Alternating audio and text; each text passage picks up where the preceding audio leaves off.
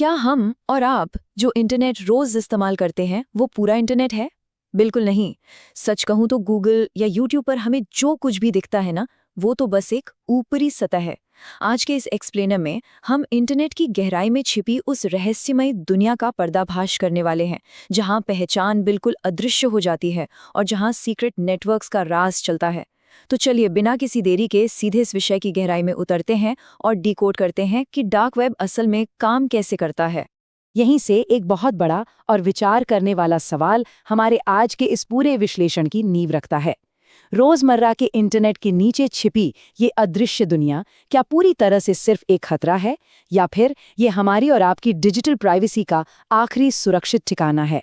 ये एक ऐसा सवाल है जो पूरी साइबर दुनिया को दो अलग-अलग हिस्सों में बांट देता है।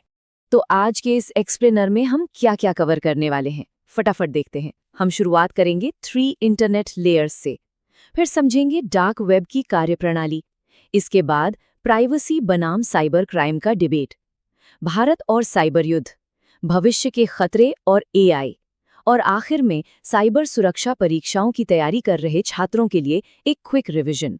चलिए सबसे पहले बात करते हैं इंटरनेट की उन 3 लेयर्स के बारे में। इस पूरी डिजिटल दुनिया के नक्शे को समझने के लिए इसे समुद्र में तैरते हुए एक बड़े से आइसबर्ग यानी बर्फ के पहाड़ की तरह सोचिए।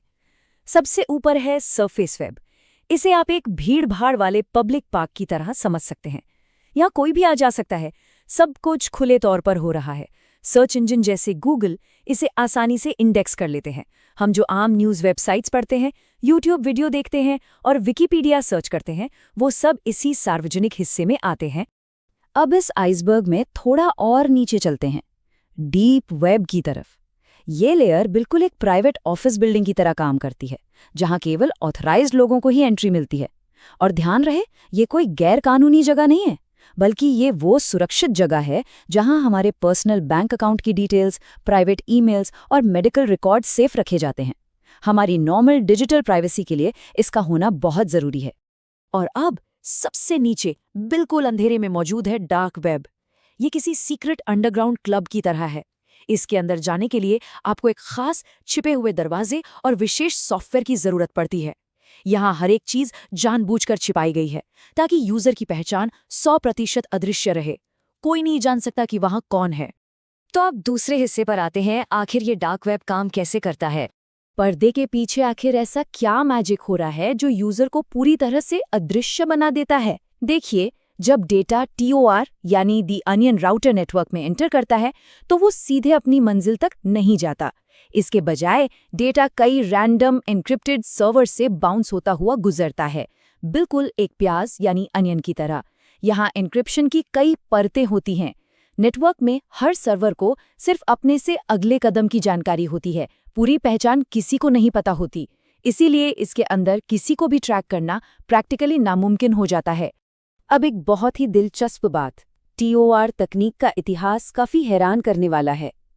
क्या आप अंदाजा लगा सकते हैं कि इसे किसने बनाया था? इसकी शुरुआत US नेवल रिसर्च लैब ने की थी। जी हाँ, इसका असली मकसद अमेरिकी सरकार के सीक्रेट कम्युनिकेशन को सुरक्षित रखना था, लेकिन बाद में इसे ओपन सोर्स कर दिया गया और आज के समय में इसका इस्तेमाल प्राइवेसी चाहने वाले मानवाधिकार कार्यकर्ताओं से लेकर साइबर अपराधी तक सभी ग्लोबल लेवल पर कर रहे हैं। अब आते हैं तीसरे और सबसे बड़े डिबेट पर, प्राइवेसी बनाम साइबर क्राइम। देखिए, टूल एक ही है लेकिन इसके इस्तेमाल के दो बिल्कुल अलग पहलू हैं। एक तरफ यही गुमनामी विसल ब्लोअर्स, पत्रकारों और मानवाधिकार कार्यकर्ताओं को सच सामने लाने और तानाशाही सरकारों के सेंसरशिप से बचने की ताकत देती है। लेकिन वहीं दूसरी तरफ यही सिस्टम साइबर क्रिमिनल नेटवर्क्स, चोरी हुए डेटा की खरीद फरोख्त और बड़े लेवल के फाइनेंशियल फ्रॉड के लिए एक सेफ पनाहगाह भी बन जाता है। यहाँ जो सबसे ज़रूरी पॉइंट है, खासकर एग्जाम्स और डिबेट्स के लिए, वो ये कि टेक्नोलॉजी अपने आप में कभी इलीगल या गैर कानूनी नहीं होती। टेक्नोलॉजी तो बस एक न्यूट्रल टूल है। ये पूरी तरह से इस बात पर डिपेंड करता है कि इंसान उसका इस्तेमाल किस नीयत से कर रहा है। कानून इंसान तोड़ता है, तकनीक नहीं। चलिए अब अपने चौथे पॉइंट पर फोकस करते हैं, भारत और साइबर युद्ध। ग्लोबल कॉन्सेप्ट समझना अपनी जगह है, लेकिन इसका हमारे देश पर क्या असर होता है, ये जानना सबसे ज्यादा जरूरी है। भारत जैसी तेजी से ग्रो कर रही डिजिटल इकोनॉमी के लिए अपने डिजिटल इंफ्रास्ट्रक्चर में लोगों का भरोसा बनाए रखना सबसे अहम है। डार्क वेब के जरिए होने वाले बैंकिंग फ्रॉड, आइडेंटिटी की चोरी और सबसे खतरनाक संवेदनशील सरकारी डेटा का लीक होना, ये सब सीधे तौर पर हमारी नेशनल सिक्योरिटी के लिए एक बड़ा खतरा है। इससे न सिर्फ इकोनॉमी को नुकसान पहुंचता है, जिससे इन्वेस्टर्स का भरोसा टूटता है, बल्कि हमारे युवाओं का इस तरह की असुरक्षित डिजिटल गतिविधियों के संपर्क में आना भी एक बहुत गहरी चिंता का विषय है। और अगर इसे ग्लोबल लेवल पर देखें तो साइबर स्पेस आज के समय की मॉडर्न डिप्लोमेसी बन चुका है। अमेरिका, चीन, रूस और भारत जैसे बड़े देश एक अदृश्य रणनीतिक युद्ध के मैदान में लगातार प्रतिस्पर्धा कर रहे हैं। आज के समय में साइबर हमलों को एक राष्ट्रीय खतरे की तरह देखा जाता है। दुनिया में ग्लोबल पावर का बैलेंस अब इस बात से तय होने लगा है कि डिजिटल इंटेलिजेंस और साइबर जासूसी में कौन सा देश कितना आगे है। अब रुख करते हैं 5वें हिस्से की तरफ, भविष्य के खतरे और आर्टिफिशियल इंटेलिजेंस। अगर हम भविष्य की बात करें तो आर्टिफिशियल इंटेलिजेंस यानी AI इन साइबर हमलों की स्पीड और जटिलता को खतरनाक हद तक बढ़ा सकता है। जरा सोचिए, AI द्वारा ऑपरेट किए जाने वाले cyber crime, advanced ransomware attacks और ऐसे स्मार्ट एल्गोरिदम्स जो छिपे हुए नेटवर्क ट्रैफिक को ट्रैक कर सकें। संवेदनशील डेटा को बचाने की ये लड़ाई अब एक ऐसी रेस बन चुकी है जो लगातार एडवांस होती जा रही है। ये कोटेशन आज के हालात पर बिल्कुल सटीक बैठता है कि भविष्य के युद्ध सिर्फ भौतिक सीमाओं यानी बॉर्डर्स पर नहीं, बल्कि डिजिटल सर्वर्स पर लड़े जाएंगे। हमारी राष्ट्रीय सुरक्षा की कमजोरियां अब सिर्फ जमीन तक सीमित नहीं रही हैं। भविष्य के बड़े टकराव सीधे तौर पर डेटा और साइबर स्पेस के मैदान में लड़े जा रहे हैं। आखिर में आते हैं अपनी छठे और फाइनल सेक्शन पर, खासकर उन स्टूडेंट्स के लिए जो साइबर सिक्योरिटी एग्जाम्स की तैयारी कर रहे हैं।